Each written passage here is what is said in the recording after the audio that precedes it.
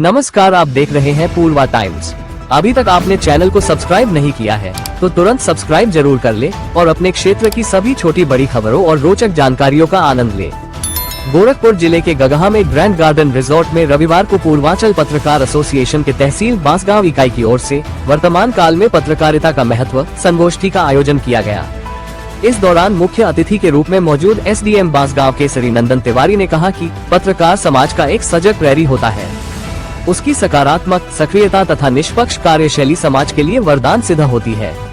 उन्होंने कहा कि लोकतंत्र के चौथे स्तंभ ने समाज हित में दायित्वों और अपेक्षाओं को निष्ठा के साथ पूरा किया है। वरिष्ठ पत्रकार रंजीत सिंह राज ने कहा कि ग्रामीण पत्रकारिता ने देश की आजादी से आज तक राष्ट्र निर्माण और सामाजिक दायित्वों के निर्वहन में महत्वपूर्ण भूमिका अदा की है। पत्रकारिता के चुनौती भरे दौर में सकारात्मक सोच के साथ समाज की अपेक्षाओं के अनुरूप कार्य करने का संकल्प लेना जरूरी है। कार्यक्रम की अध्यक्षता संजय जायसवाल व संचालन आयोजक सरितेश मिश्रा ने किया। इस अवसर पर रणवीर सिंह, बबलू, सुधाकर तिवारी, अनुराग सिंह, सौरभ सिंह पालीवाल, संत कुमार सिंह, दीपक तिवारी, नन्हे राय, चंद्रभान तिवारी, डॉक्टर अनिल कुमार गौतम, कृपाशंकर सिंह, लक्ष्मण यादव, शिशु शाही, अनिल राठौर, जयराम यादव, डॉक्टर विकास राय, अमन वर्मा सहित बड़ी संख्या में पत्रकार गण उपस्थित रहे। ग्रामीण पत्रकार एसोसिएशन की बात चली तो हम लोग भी ग्रामीण पत्रकार एसोसिएशन की बात नहीं समझता हूँ। मोतीलाल गोराई पत्रकार के बात आप जान लीजिए। बोकारो में भी उन्होंने अपने इतिहास में कहा कि मैं भी पत्रकारिता से अपना जीवन शुरू किया हूँ और 3% आबादी भारत की गाँव में बसती है। महात्मा गांधी ने कहा कि भारत की आत्मा गाँव में बसती है और जिस आत्मा की खबर को मैं आज तक पहुँचाता हूँ तो मैं ग्रामीण कैसे हो गए? मैं तो आज से महान होने वाला हूँ।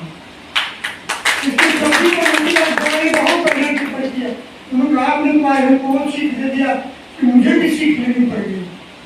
आप बताइए, महात्मा गांधी ने कहा था कि भारत की आत्मा गाँव में बसती है। फिर कोई अपनी बात नहीं कर रहा। तो अगर आत्मा की आवाज को हम माननीय जिलाधिकारी तक पहुँचाते हैं और किसी तक पहुंचाते हैं तो हम तो प्रमुख हुए ना। फिर हमको बांटा गया, कहा गया ग्रामीण पत्रकार। जब गोरखपुर में सम्मेलन हुआ था बाबूजी की हिंसा थी उत्तर प्रदेश जल एसोसिएशन का, तो रेलवे स्टेडियम में मुझे भाषण देने का मौका मिला। मैंने कहा था कि हम एक अंग हैं, पत्रकार एक अंग है, चाहे ग्रामीण का हो चाहे शहर का हो। बंटवारा मत कीजिए। हमारे खबरों पर शहर चलता है तो हम ग्रामीण ही क्यों हो गए? नहीं होना चाहिए। हमको सिर्फ पत्रकार होना चाहिए। लेकिन चलिए, अगर ये बंटवारा हो ही गया तो आपको उससे भी बड़ी भूमिका मिल गई, क्योंकि 80% के मालिक आपको और आपको उनकी समस्याओं को देश संचार और अधिकारियों तक पहुंचाना एक बहुत बड़ी जिम्मेदारी है। पत्थर और नगीने में बड़ा अंतर है। यूं तो सांस लेते हैं तो जी लेते हैं, सांस लेने और जीने में बड़ा अंतर है। अपने मत सोचिएगा सिर्फ सांस लेते हैं जीते हैं, क्योंकि आपकी सांस लेने और जीने में और आम आदमी का जीने में बड़ा अंतर है। और वो अंतर इसलिए है कि आपको एक संवेदना मिली है। वो संवेदना हमारे में भी है। वो संवेदना अगर जिलाधिकारी में न रहे तो मर जाएगा न्याय। न्याय भी संवेदना का अधिकार है। अब कुछ लोग यहाँ आलोचना करते हैं, बहुत लोग आलोचना करते हैं।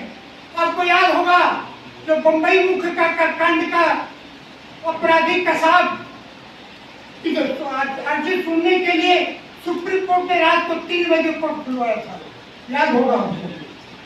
तो लोगों ने आलोचना किया, कहा एक अपराधी के लिए 3 बजे जी नहीं, तो अपराधी के लिए नहीं खुला था तो न्याय के लिए खुला। जनता की समस्याओं को, जनता की आवाज को हम तक पहुंचाना और उसके निदान के लिए प्रयत्नशील होना अपने आप में मुझे लगता है पत्रकारिता की ये सबसे बड़ी उपलब्धि होती है। और हमारे तमाम मित्रों ने कहा कि भाई ग्रामीण और शहरी पत्रकारिता में कहीं न कहीं डिस्क्रिमिनेशन होता है, उसकी पीड़ा भी होती है। और मुझे लगता है यहाँ पे आदरणीय रणजीत सिंह जी बैठे हुए हैं, जिनके पास 40 से 50 वर्षों का पत्रकारिता जगत का अनुभव है।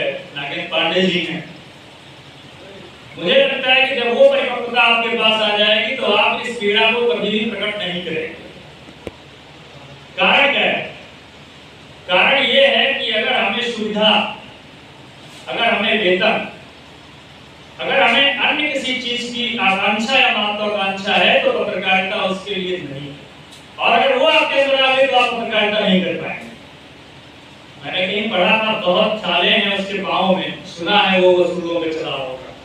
वो वसूल अगर आपके पास है तो निश्चित तौर पे पत्रकारिता के आप उस उच्चतम शिखर पे पहुंचेंगे जहाँ पे पहुंचने की अभिलाषा हर व्यक्ति रखता है।